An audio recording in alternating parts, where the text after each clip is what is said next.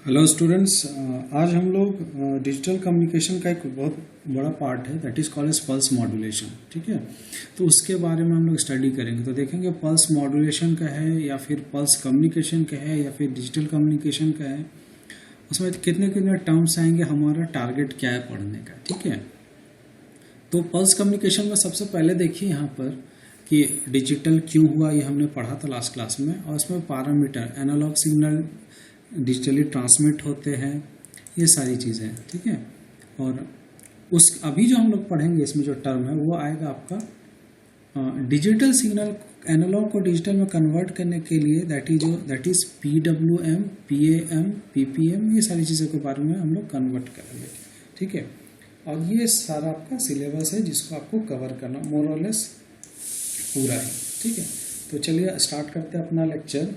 सबसे पहले जो देखते हैं कि हम लोग पल्स मॉड्यूलेशन के बारे में पढ़ेंगे। ठीक है, तो पल्स मॉड्यूलेशन क्या है? पल्स मॉड्यूलेशन यहाँ पे दो वर्ड मिलके बना है, that is one is called as pulse और दूसरे को बोलते हैं मॉड्यूलेशन। ठीक है, पल्स मैंने लास्ट क्लास में पढ़ाया था, लास्ट लेक्चर में हम लोग स्टडी किए थे, that is pulse. Digital pulse जो होता है 1 और 0, जिसका कोई एक फाइनाइट वैल्यू है, या तो 0 है या फिर 1 है।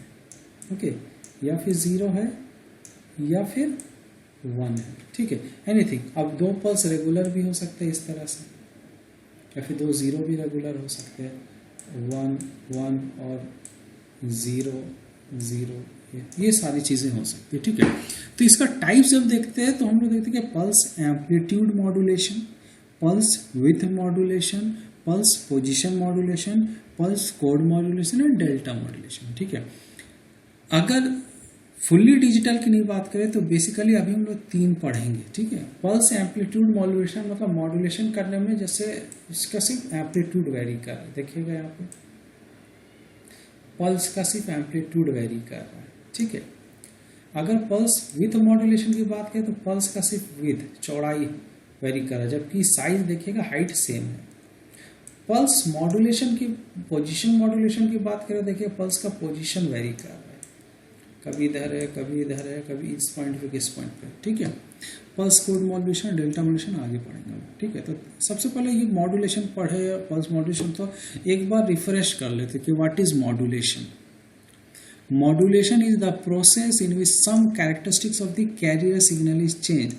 मॉड्यूलेशन एक प्रोसेस है जिसमें एक हाई फ्रीक्वेंसी सिग्नल पर एक लो फ्रीक्वेंसी मैसेज सिग्नल को सुपर इम्पोज कर देते हैं, उसके ऊपर डाल देते हैं ताकि वो लंबी दूरी तय कर सके, उसी को मॉड्यूलेशन कहते हैं। ठीक है, तो मॉड्यूलेशन एक modulation is the process in which some characteristics of carrier signal, carrier signal का कुछ कैरेक्टरिस्टिक चेंज करते हैं। तो कैरियर जिसकी फ्रीक्वेंसी हाई है, हमने पढ़ा था क्लासरूम में, उसको कैरियर कहेंगे। जिसकी फ्रीक्वेंसी लो है उसको मैसेज सिग्नल कहेंगे। और जिसका कैरियर का सिग्नल जैसे एम्पलीट्यूड, फ्रीक्वेंसी और फेस चेंज करेंगे। ठीक है, in accordance with the message signal. तो एक बार फिर से रिपीट करता हूँ कि मॉड्यूलेशन एक प्रोसेस है जिसमें कैरियर का एम्पलीट्यूड, कैरियर की फ्रीक्वेंसी और कैरियर का फेस चेंज होता है, किसके रिस्पेक्ट में? मैसेज सिग्नल के रिस्पेक्ट में, उसको मॉड्यूलेशन कहेंगे। क्यों? क्योंकि कैरियर की फ्रीक्वेंसी हाई है, इसलिए लॉन्ग डिस्टेंस के ट्रैवल करेगा, इसलिए कैरियर का कैरेक्टरिस्टिक को चेंज करते हैं मैसेज सिग्नल से। तो एक क्वेश्चन आता है कि मॉड्यूलेटिंग सिग्नल का क्यों नहीं करते? मॉड्यूलेटिंग सिग्नल का इसलिए नहीं करते क्योंकि ये मैसेज सिग्नल है, हमारा जो भी इंफॉर्मेशन है वो मैसेज सिग्नल पे जाता है, इसलिए हम उसको डिस्टर्ब नहीं करते। ठीक है, अब ये देखिए, ये एग्जांपल है, ये एनालॉग की बात कर रहा हूँ, ये एग्जांपल है आपका एम्पलीट्यूड मॉड्यूलेशन का।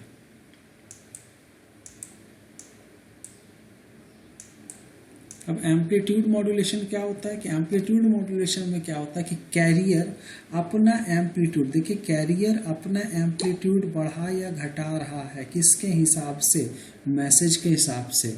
अब मैसेज का जहाँ पर मैग्नीट्यूड ज़्यादा है तो कैरियर में डेविएशन उतना ही ज़्यादा है। कैरियर में जहाँ पे देखिए डेविएशन मिनिमम है, नेगेटिव की तरफ ज़्यादा, कैरियर उतना ही कम हो गया है। फिर देखिए जहाँ पॉजिटिव जा रहा है वो उतना ही पॉजिटिव है, फिर जहाँ नेगेटिव जा रहा है देखिए इतना ही डेविएशन उतना कम है। ठीक है। तो ये हो गया आपका एम्पलीट्यूड मॉड्यूलेशन। एम्पलीट्यूड मॉड्यूलेशन वो मॉड्यूलेशन जिसमें कैरियर अपना एम्पलीट्यूड को बढ़ाता घटाता है, किसके हिसाब से, मॉड्यूलेशन सिग्नल के हिसाब से।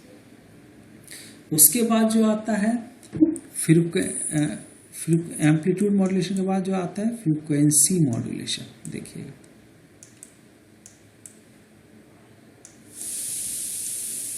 फ्रीक्वेंसी मॉड्यूलेशन क्या बोलता है कि ये मेरा मैसेज सिग्नल है, low frequency signal, message signal, और ये कैरियर है। कैरियर का ही तीन चीज हम वेरी करते हैं, या तो एम्पलीट्यूड वेरी करते हैं, या तो फेज वेरी करते हैं, या फिर फ्रीक्वेंसी वेरी करते हैं। ठीक है, तो यहाँ पे हमने एम्पलीट्यूड वेरी करके देख लिया कि कैरियर का एम्पलीट्यूड वेरी करेंगे किसके हिसाब से, मैसेज के हिसाब से।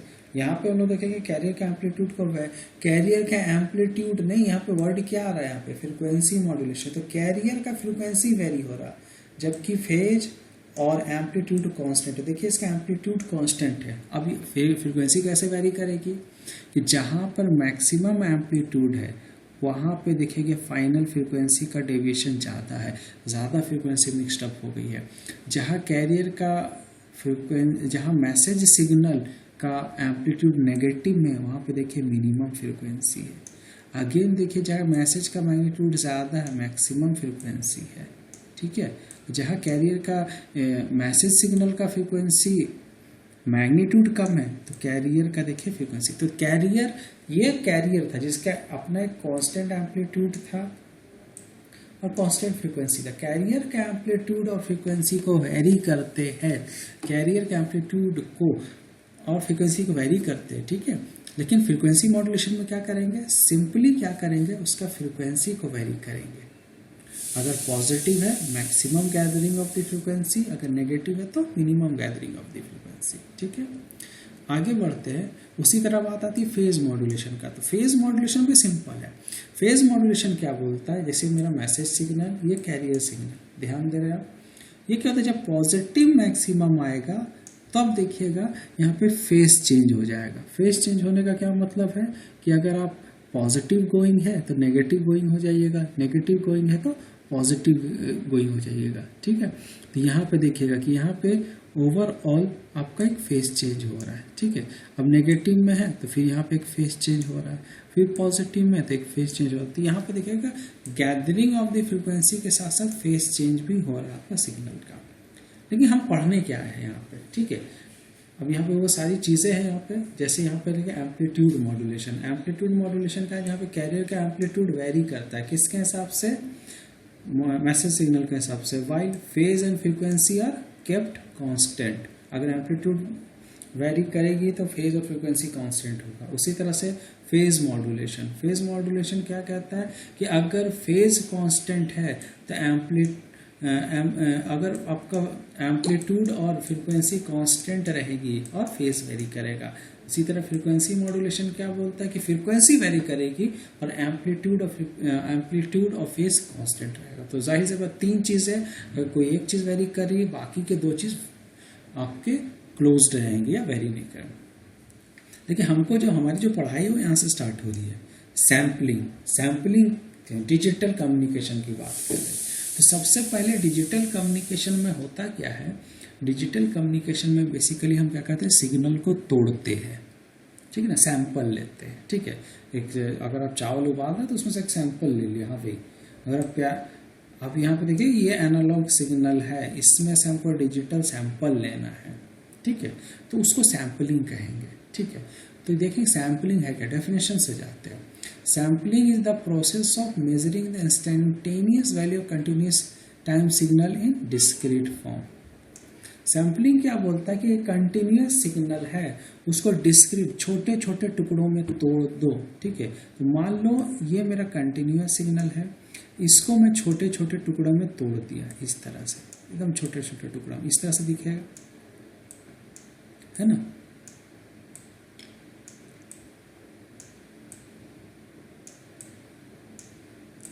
सैंपलिंग क्या बोलता है कि आपके पास जो इस सपोज ये स्लाइस ले लिया मैंने, फिर मान लो ये स्लाइस ले लिया मैंने, फिर मान लो ये स्लाइस ले लिया मैंने, फिर मान लो ये स्लाइस ले लिया मैंने। ठीक है, तो सैंपलिंग क्या है, सैंपलिंग एक प्रोसेस है जिसमें इंस्टेंटेनियस वैल्यू, एनालॉग सिग्नल को तोड़ के डिजिटल सिग्नल, डिस्क्रीट सिग्नल बनाओ, तो इसको तोड़ दिया मैंने, लेकिन एम्पलीट्यूड उसी तरह से वेरी कर रहा है। और ये पार्ट इसको बोलेंगे सैंपल, इसको बोलेंगे S1, इसको बोलेंगे S2, इसको बोलेंगे S3। इस तरह से हम क्या कर रहे हैं, इसमें से सैंपल ले रहे हैं, ठीक है। तो इसको सैंपल लेना है। इसी तरह से तो सैंपलिंग एक प्रोसेस है जिसमें एनालॉग सिग्नल को तोड़ते हैं डिस्क्रीट सिग्नल में, या अभी भी डिजिटल में मैं बोल रहा हूँ, क्योंकि डिस्क्रीट बोलने का मतलब क्या है कि एम्पलीट्यूड वेरी हो रही है। हम क्या कर रहे हैं यहाँ पे, डिजिटल में क्या होता है, सिग्नल में 1 0 1 0 वो कांस्टेंट रहता है। हम क्या बोल रहे हैं, वर्ड यूज कर रहे हैं डिस्क्रीट फॉर्म में यूज कर रहे हैं, मतलब एनालॉग सिग्नल को हम लोग डिस्क्रीट फॉर्म में तोड़ देते छोटे छोटे स्लाइसेस में, और ये स्लाइसेस को एनालाइज करते हैं। ये एक कंटिन्यूअस सिग्नल को स्लाइस में तोड़ने की प्रक्रिया को, प्रोसेस को बोलते हैं सैंपलिंग, ठीक है। ये आप देखिए, जैसे कंटिन्यूअस सिग्नल था, उसको मैंने तोड़ दिया, यहाँ पे एक सैंपल लिया, इस पॉइंट पे एक सैंपल लिया, इस पॉइंट पे एक सैंपल लिया, इस पॉइंट पे सैंपल लिया, यहाँ पे लिया। तो ये जो सिग्नल है इसको बोलेंगे, जो सैंपल लेने के लिए जाएगा सिग्नल, उसको बोलेंगे पल्स। क्या बोलेंगे, पल्स बोलेंगे हम, ठीक है। तो सैंपल लेने के लिए जो जाएगा that is called as pulse. अब देखिए, पल्स में दो तरह के सैंपलिंग होते हैं, ठीक है। आप यहाँ पे देखिएगा, पल्स में दो तरह के सैंपलिंग होते हैं, एक होता है नेचुरल सैंपलिंग और एक होता है फ्लैट टॉप सैंपलिंग, ठीक है। मान लीजिए इस पॉइंट पे आपने सैंपल लिया, तो ये पॉइंट जो सैंपल लेंगे आप, वो इसको दिखाएगा, ठीक है। अगर मैं अलग से बनाऊं तो इस तरह से दिखेगा। मतलब जहां पे सैंपलिंग लेना है वहां पे ले लिए, इस पॉइंट पे लेना है तो इस तरह से होगा, ठीक है। क्योंकि जिस पॉइंट पे सैंपलिंग ले रहे हैं उस पॉइंट पे डेटा आ गया, इसको बोलेंगे नेचुरल सैंपलिंग, ठीक है। उसी तरह अगर क्या होता है फ्लैट टॉप सैंपलिंग, किसको बोलेंगे कि जब आपका मैक्सिमम जो सैंपलिंग लेंगे, यहाँ पे देखो ये वेरिएशन आ रहे थे एम्पलीट्यूड का, वो वेरिएशन ना होके हम जो उसका टॉप है उसको फ्लैट कर देंगे, ठीक है। व्हाट एवर द वेरिएशन, हम उसको टॉप को क्या कर देंगे, फ्लैट कर देंगे, इसको बोलेंगे फ्लैट टॉप सैंपलिंग। तो फिर से देखते हैं इस पॉइंट को, सैंपलिंग क्या है, सैंपलिंग एक प्रोसेस है जिसमें कंटिन्यूअस सिग्नल को छोटे छोटे वेरी करते हुए टुकड़े में तोड़ देते हैं और उसमें उस सैंपल्स को एनालाइज करते हैं। ये एनालॉग सिग्नल को तोड़ने की प्रक्रिया को सैंपलिंग कहेंगे। सैंपलिंग दो तरह से होते हैं, नेचुरल सैंपलिंग और फ्लैट टॉप सैंपलिंग। और फ्लैट, ये देखिए पल्स जो कि सैंपलिंग के लिए जिम्मेदार है, ठीक है। ये सैंपल होने के बाद देखिए वेरी करता हुआ सिग्नल मिलेगा आपको, वेरी करता हुआ सिग्नल एनालॉग का ही फॉर्म है लेकिन छोटे छोटे टुकड़ों में है। अगर इसका टॉप वेरी करता हो तो उसको नेचुरल सैंपलिंग बोलेंगे, अगर टॉप वेरी करता है उसको क्या बोलेंगे, फ्लैट टॉप सैंपलिंग बोलेंगे, क्लियर। आगे बढ़ते हैं।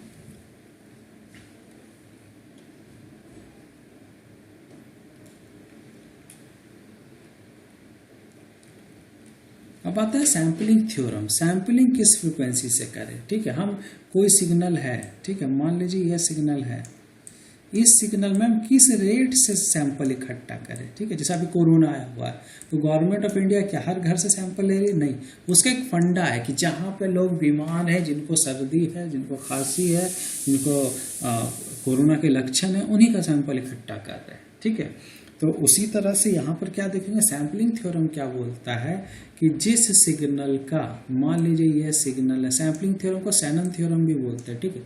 जिस सिग्नल का सैंपल लेना है, मान लीजिए ये एनालॉग सिग्नल है, इसकी फ्रीक्वेंसी है 50 हर्ट्ज, है ना, इसकी फ्रीक्वेंसी है 50 हर्ट्ज। तो ये क्या बोलता है कि जिस भी सिग्नल का सैंपलिंग लेना है तो उसको, उसका जो पल्स का जो फ्रीक्वेंसी होगा, मतलब एक सिग्नल 50 पर ऑन ऑफ हो रहा है तो उसका जो पल्स जो होगा सैंपल करने का, वो 2 into मैक्सिमम फ्रीक्वेंसी, एक वर्ड में बोल रहा हूँ, 2 into मैक्सिमम फ्रीक्वेंसी।